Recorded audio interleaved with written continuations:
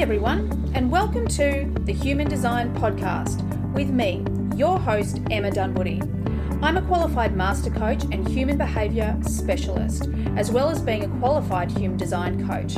And I work with clients every single day to answer the big questions. Who am I? Why am I here? And what is my purpose? I also assist them to transition from the person they think they should be to the person they really are on the inside. I teach people how to actually live their design instead of just knowing it. And if this is something that you want to do too, well, stay tuned or reach out for private coaching or Human Design Unpacks, where I show you exactly how to live your design. Hey everyone, and welcome to this episode of the Human Design Podcast. Before we get into today's episode, I want to share something really amazing with you. And it's actually one of our new Millions of Millionaires sponsors. So to introduce this body graph chart software that we've been using that's been mind-blowing. So I want to welcome the amazing Taylor Dyson, who is my incredible operations manager. Welcome along, Taylor. Hi, thanks for having me. I'm so excited to have you here. This is actually something that we implemented when? April. Yeah. And this year. We were just trialing it out because they'd reached out to us in regards to sponsoring the podcast or something like that, wasn't it? And so it kind of wasn't even on our radar, and we tried it out and we had such low expectations. And then what happened? Well, I remember sending you a message going, Emma, why are we not using this? Because I was mind blown. You know, we get a lot of requests for stuff like that. And, you know, there's new softwares all the time. And I clicked on it, like you said, with very low expectations. And I started looking through what they can do. And I got so excited. You know, the MG in me was like, oh my God, we have to use this. And I saw the potential of it. And it has delivered more than expected. It's really awesome. Amazing. Now, before we get into the actual numbers, because I know numbers with Taylor is a thing in our business. She loves to share all the numbers. Let's just tell the listeners exactly who it's for and what it is. Yeah, so it's a great tool for anyone who uses human design in their business. So if you're a human design reader, a human design coach, or just someone who uses human design in your business, if you incorporate it into whatever you do, it's a way for you to embed an actual human design chart tool into your website. So, you know, if you want someone to get their human design chart, you probably send them to an outside platform somewhere, go to this website, put in your details and get your chart, whatever that platform might be. There's a couple big ones.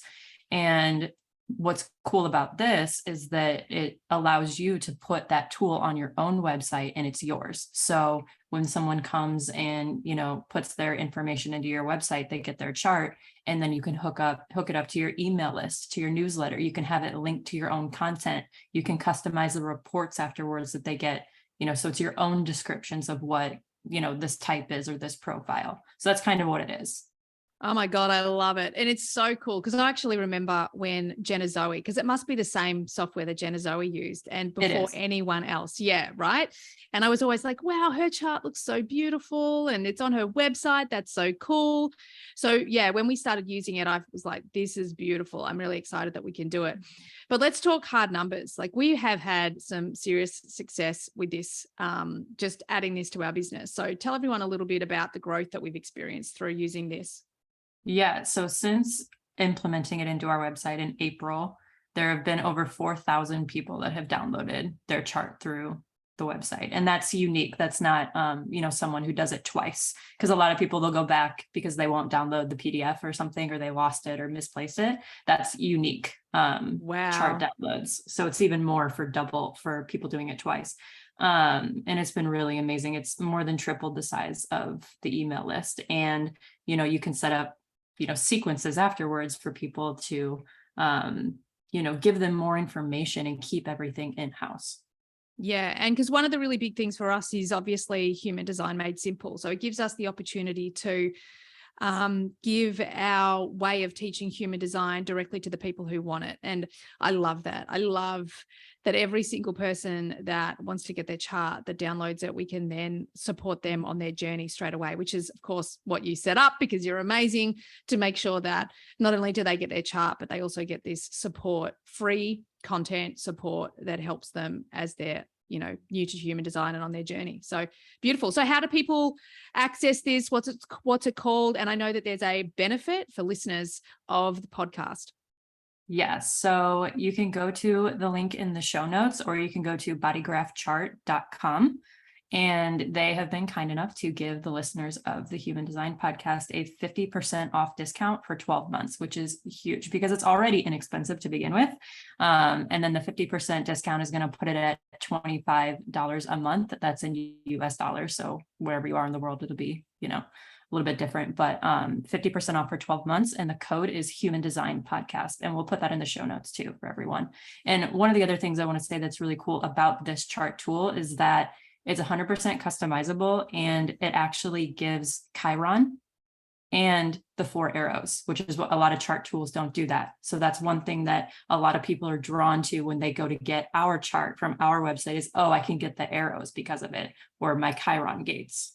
I love that. It's so cool. So check out the show notes, people. Get on it, because really it is such a powerful and, as Taylor says, inexpensive tool. Like, it paid for itself in the first 2 days, I seem to remember, or first day, I seem to remember. So it's so valuable, and it gives you the opportunity to really build your brand and your communication with your clients. So thank you. Go check it out.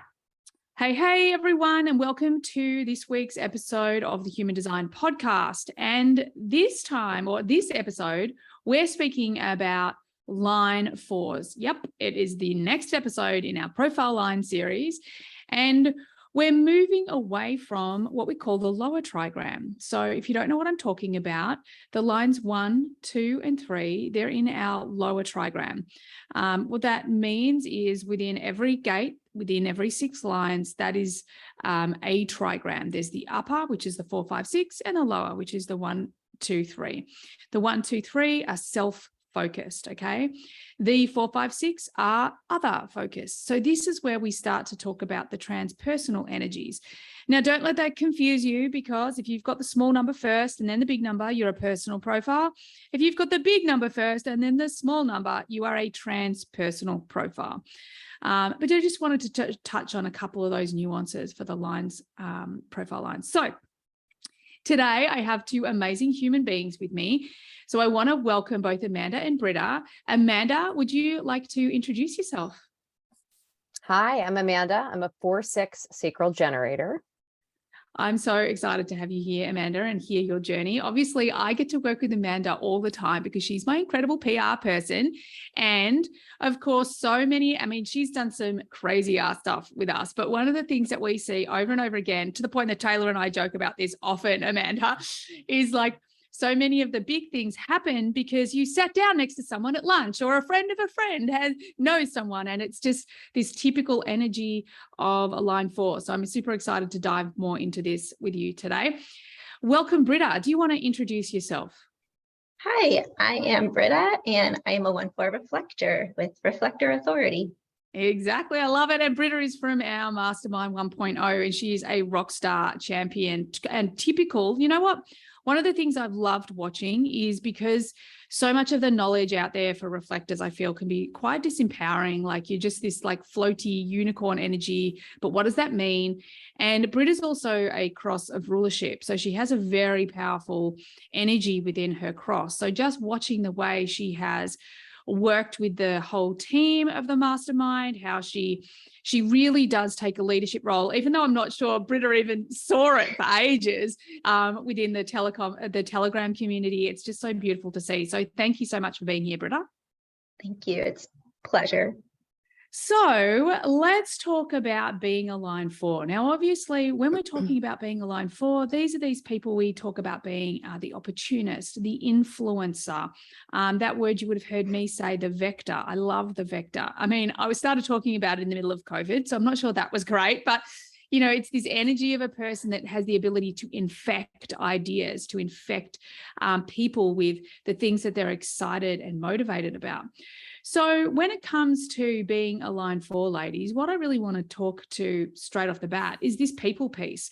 I mean, we say that a line 4 is a people person, but what does that mean to you, Amanda? What does being a people person mean to you? How does it feel in your body? It's interesting because if you would have asked me in my younger years if I was a people person, I might have told you, even though my 4 is conscious, knowing nothing about human design until just, a few years ago, I would have told you that I didn't think I was a people person. But looking back, what I can see is that I always did make friends very easily. And I probably took that for granted. But I also needed sort of time to myself. So I don't know if that's part of the 6 sort of creeping in there too, but it was a lot of, I always had multiple friends and multiple friend groups. And it just kind of seemed to come very easily. But I also had like a lot of sort of random friends that I would just pick up along the way. And so looking at that now, it makes a whole lot of sense to me, seeing how I sort of always, I could like make a friend in the grocery store or, just, talk to anybody that's came across my path and really find something interesting there. And I think intuitively, sometimes even within groups, I'd start to, notice myself drawn towards certain people. So I think a lot of it had to do with finding my people. And maybe that's why I necessarily didn't think I was a people person, because I didn't always like everybody that I came across, but the people that I did, I really would resonate with. I love that. And I think this so often with human design, right? That we actually, at first, we're like, oh, maybe not. And then the moment we reflect and have a look at the past, we're like, oh, wow, that's how I express it. And that's what I really love about human design. It gives us the freedom to see what is true for us. And I definitely want to dive into those friends. And I'm curious to see if particular people popped in and out of your life for particular opportunities, but we'll get to that in a minute because I want to hear about Britta. Britta, tell me, for you, what does it feel like to be a people person? What's your experience of it? It feels, as a 4th line, it feels necessary to be a people person. And that's the line, that's the word that kind of dropped in while Amanda was talking. I have spent a lot of the last decade or so over-identifying with my 1st line and not being connected to my unconscious 4th line. And it has been a very lonely decade, to be quite honest. And when I started to realize, with the help of human design, how important people were for me, I've kind of been able to come out of a lot of the social anxiety that's been conditioned within me. And I've been able to reach out to people, and I've really been able to see how powerful I am as a leader. And the Mastermind has been really influential with that. And I just realized how necessary it is for me to be in community with the right people. The right people is the key word, but to be in that, it's, oh my goodness, it's life-changing. Oh, I love that. And, when I hear you say that, it reminds me of a story that I think I've probably told, both of you've probably heard it, but just in case the listeners haven't, one of the things that our eldest, Cooper, he said, and both my kids are line 4s, unconscious line 4s, once he got back to school after we'd done a big lap of Australia, we'd had all this travel, we had all this adventure, we had this great time. But by the time he got back to school, I think it was about like week 3 or week 4. And he just said to me, he's like, Mom, I didn't realize how sad I was. I was really quite sad. There was this underlying sadness as we were traveling, and I was really beating myself up for it. But now I'm at school and with my friends, it's gone, and I think this is really interesting because obviously being a parent and being an individual who's experienced some pretty intense mental health issues, like when he was feeling a little bit down on the trip, like I was freaking out. I was not freaking out, but I was pretty concerned, and I was making sure I was talking to him about the right things.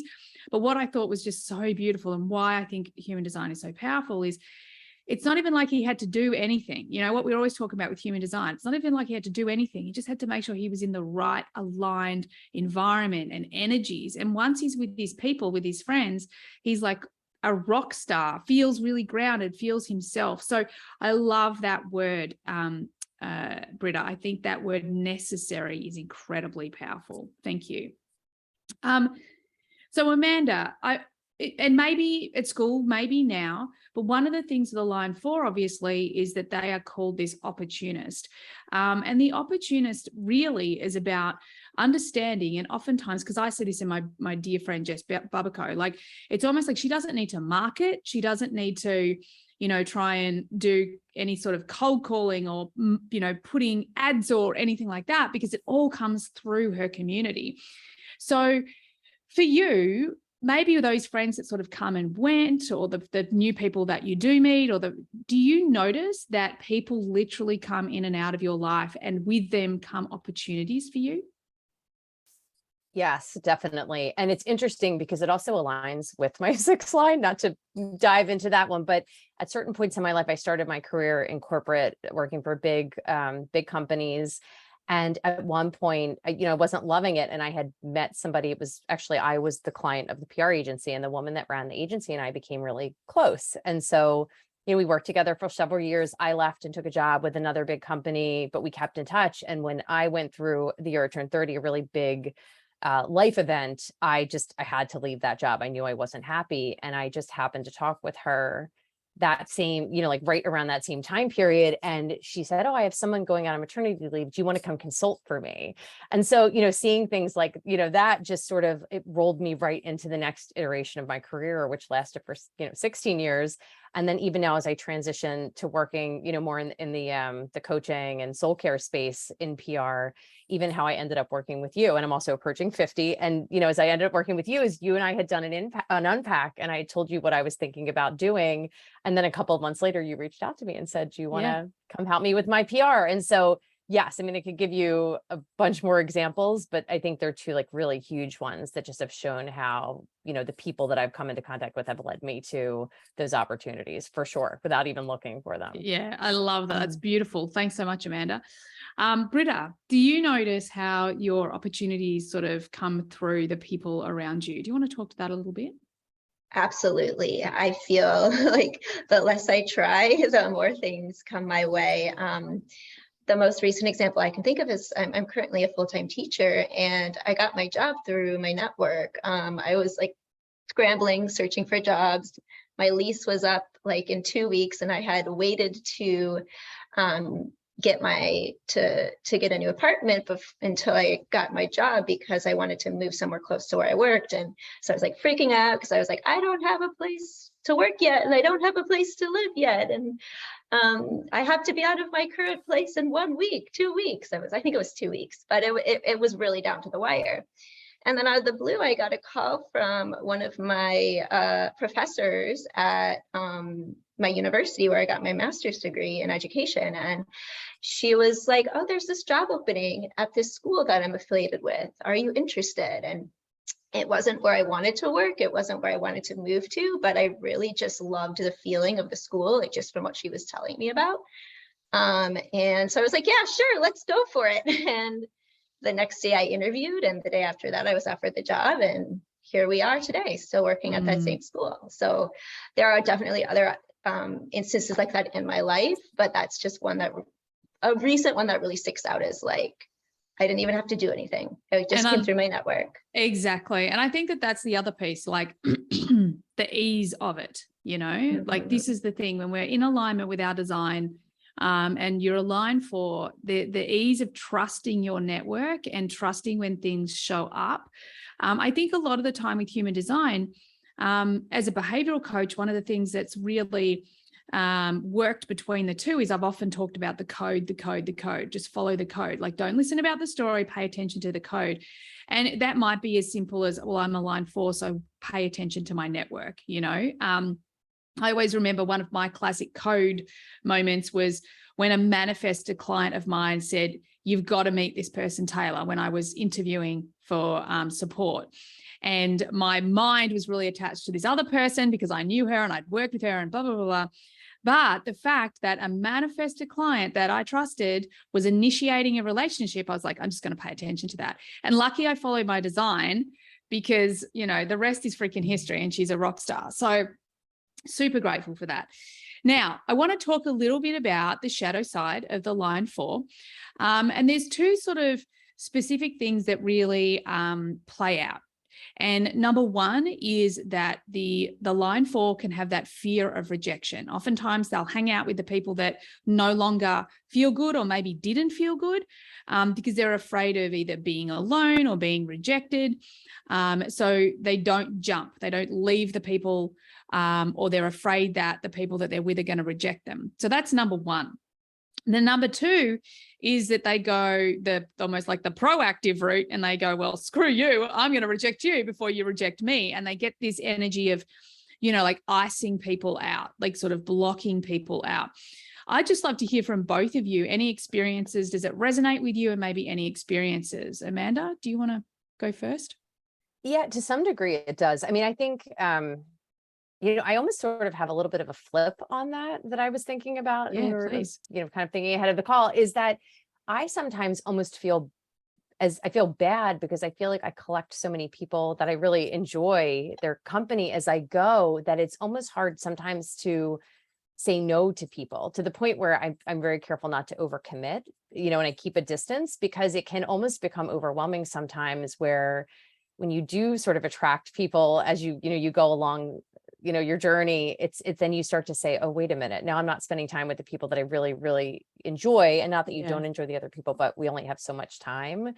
But yeah, I mean, I have had instances in my life where I probably stayed in relationships with friends too long, or tried to make things work, or, and not necessarily, for whatever reason, held on to them longer than I should have. Yeah. And when did you know it was time to leave? I think for me, it's a lot about my time. And so when I start to feel overwhelmed, like I have too many things and I'm having to make choices and I'm having to choose something I don't maybe prefer over something I'd rather put my time towards, that's usually what kind of is the ultimate catalyst for me. Yeah. Love that. Awesome. Thank you. Britta, what about you? Do you have those experiences either with rejection or the fear of rejection? Tell us a bit about that. Oh my gosh. As I said before, I have really been over-identifying with my one line for the past decade. And so I've been in the shadow of my four I'm not so much anymore, but I spent a lot of time in the shadow of my four. I can tell you all about the shadow of my fourth line. I'll try to keep it quick for the sake of time, but just let me enlighten you. Yeah, you go for it. I definitely resonate with the fear of rejection. I also have the 26 prominently in my chart, so there's rejection in the 26 as well. And I have two foundational lines, the 1 and the 4. And so I have I spoke a little bit earlier about my having social anxiety and kind of having to come over that and kind of fight my social anxiety a little bit. And so I definitely can hold back in my relationships with people out of fear. And that also might be a little bit of me reflecting people back to themselves and other stuff. But for the sake of this podcast, which is about the fourth line, yes, absolutely. There is that fear. And I actually just had a conversation yesterday with someone about they just said a lot of really nice things to me. And I thanked them for it. And I was like, you made me feel really safe. And like my foundation has been, you kind of helped me build that foundation in our friendship because you said a lot of these really kind things to me. And so I do feel like as a fourth line, like our words of affirmation are really important to me. And I didn't quite realize that for a really long time, but like having those words of affirmation really do help me feel safe in a relationship. Or a friendship, like doesn't have to be romantic, just any relationship, platonic or romantic, because it is that foundational line that, we fourth lines can take time to get to know people and to put ourselves out there. And for me, it's just been really, and the Mastermind has helped me see that, the importance of just like, kind of fighting my anxiety and just going for it, because that's what I'm here to do, is to really bring life to a community. And also I have frozen people out before, not my finest moments. I've done it to people I've lived with, which was awkward and uncomfortable. And my reflectorness just like didn't care at all. I had no, I just was like, I don't care. And so, yeah, it can happen. Fourth lines in our shadow can be pretty cold. Yeah. And I have been there, and I'm not proud of it, but it's part of my journey, I suppose. Exactly. And I think that's a really beautiful way to put it. It's part of your journey. I think oftentimes whatever shadow, every single part of us has a shadow expression, and then we just have a choice. How we express, especially once we know more, then we can do better. And I love that. So Britta, how do you know when it's time? How do you know when it's time to move on from a community, a friend group, a relationship? And what's that process like for you? I think for me, a lot of times, sometimes I don't know. And sometimes other people have like a lot in romantic relationships, other people have ended them in the past because I am just like holding on to them. And so sometimes I don't know. And then in that case, luckily the other person has been able to be like, yep, we're done. And so wasn't always happy about that, but looking back, I'm grateful that they were able to see that because I wasn't able to see that. And other times, I think for me, it's just a feeling that I'm not appreciated. When I know it's time to move on from someone, I don't feel appreciated by them. I feel like sometimes like they're taking advantage of me. I think, as a fourth line, I can be very, I'm very friendly, very like just, I want the community to work out. And I think that's also part of the reason why I struggle to, like, in the past with romantic relationships, like they've had to be the ones to break it off. So I feel like I can be very friendly and like, I really want it to work out. And I feel like sometimes when people take advantage of that, in the past, I've been in situations where I felt people have taken advantage of my kindness. Then it's just like, you know what? I'm kind of over this. I'm kind of done with this because I want people to appreciate me for who I am and not just take advantage of the fact that I'm a nice person. Yeah. So that's just been a practice of building up boundaries for me. Yeah, I love that. And I've just watched Amanda's sacral like nodding along the whole time. Do you want to add anything to that, beautiful?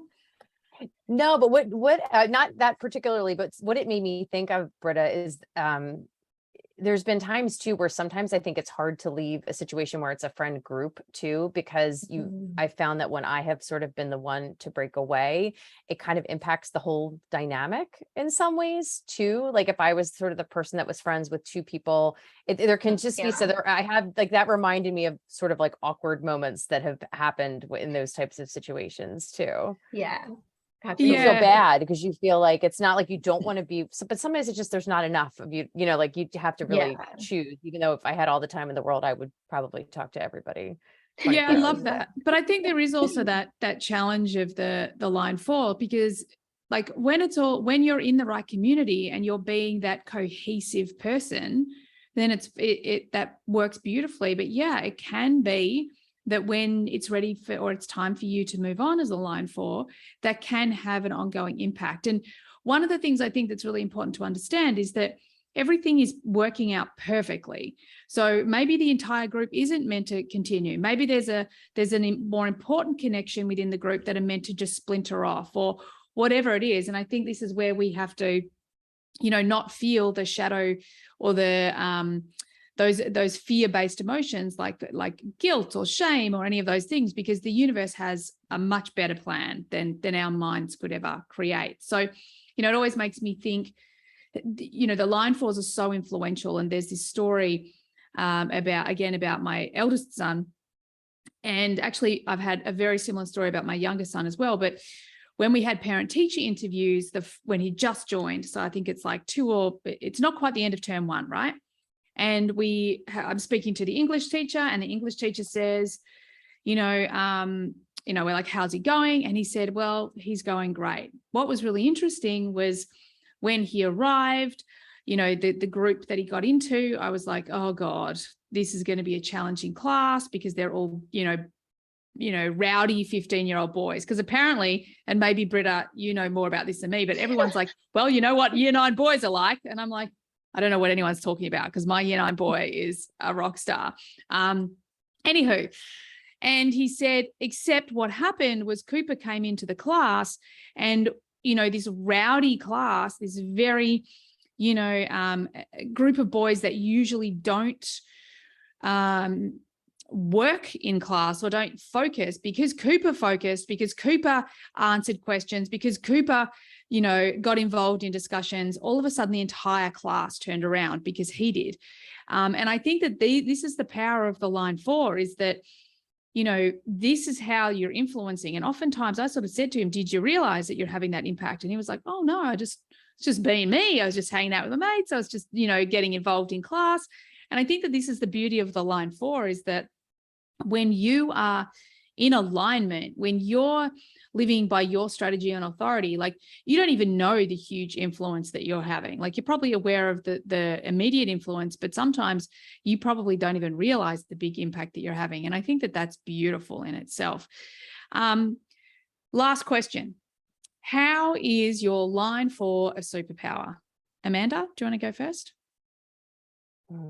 I really learned to love my line 4 so much too. I mean, I think like I said, I always sort of probably knew it was there, but I realize now how much of my life has revolved around that. Not even just the connections and the opportunities, but even in what I do for a living. PR is so much about relationships that you know, I see that now. And I've always been lucky and I've had really strong personal relationships in my life. But when I even just see how it was such an aligned career that I, in a lot of ways, really fell into, and now getting to do it in an area that I feel so strongly about too, it's strengthened it because, you know, like I've noticed before when I would network in my corporate job, I would sort of walk into a room and just not even really want to chit chat with the people there. I really struggled, which is not something I typically struggle to do, which is I don't usually have trouble finding something to talk to somebody about. But I notice now, you know, and my husband even teases me that I'm talking to somebody new from somewhere in the world weekly that I meet, and I, you know, you can't even keep them all straight. And I realize how much I enjoy networking in a way that I just never did before. So I think it kind of goes back to almost where we started. And I think Britt and I both said something along these lines where it's you're finding your people. It's the right people for us too is so important. Yeah, I love that. Thank you so much. So Britta, how is line 4 a superpower for you? My line 4 is a superpower for me because I don't think I quite realized until this mastermind how influential I can be. And I mean, when I look at the group chat in our mastermind group, like how, like, I didn't even notice this until you told me, Emma, but I'm kind of the reason that group chat is as strong as it is right now. And just the way that the line 4 can, I think of it, and we're kind of the glues of our community.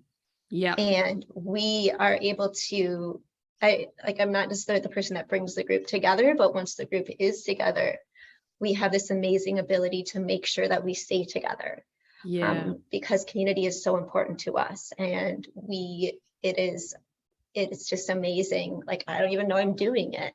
Yeah. I just want to connect with people because I feel lonely, and I want that connection, and then that's impacting everybody else. And so I think just seeing how much we line 4s can be the glues of our community in the right community is such a superpower that I'm only now starting to really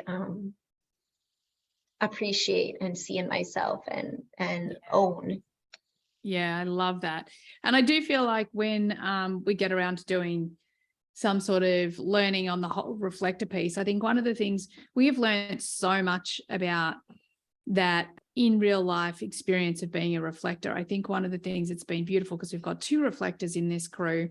And again, so often I feel like you guys get this kind of fluffy, light, you know, kind of energy, whereas both of you are just these powerful women that are really impacting the group. And, you know, even the reflecting back piece, you know, like watching that every time you or Tammy, you know, just own something that was scary or something that you've learned, like the whole community, like on fire about it. So I think that that's a beautiful thing as well. And I just wanted to add, because I'm sure there's reflectors out there going, there's not enough information on us out there. So I just wanted to add that little piece in there. Thank you so much, ladies, for joining us. It's been a beautiful 25 minutes with you, helping people understand their line 4. So thanks for being here. Thanks, everyone, for listening. If you enjoyed this podcast and you want to learn more about being a line 4, then go and check out HDX, because we go super deep into these on panels. We spend 2 hours talking about being a line 4 with, like, I think we've got about 8 people in there, maybe more, all just spitballing all about this in real life experience of being a line 4, whether it's a conscious line or an unconscious line, and they are game changers. So if you're curious, then check it out. All the details are in the show notes. Thanks again for being here. Thanks to my guests, and I look forward to having you all on the next podcast. Bye for now. Thanks everyone for being here all the way to the end of the podcast. I hope you got lots of value out of it. I certainly had a lot of fun doing it. Could I please ask that you share this podcast with friends if you found it valuable? And also, bonus points, could you leave a review for me as well on Apple? It would be greatly appreciated. If at any point you would like to be on the podcast or you've got questions that you'd like me to discuss on the podcast, by all means get on my socials and DM me. Everything you need is there in the show notes. Have an awesome day. Bye for now.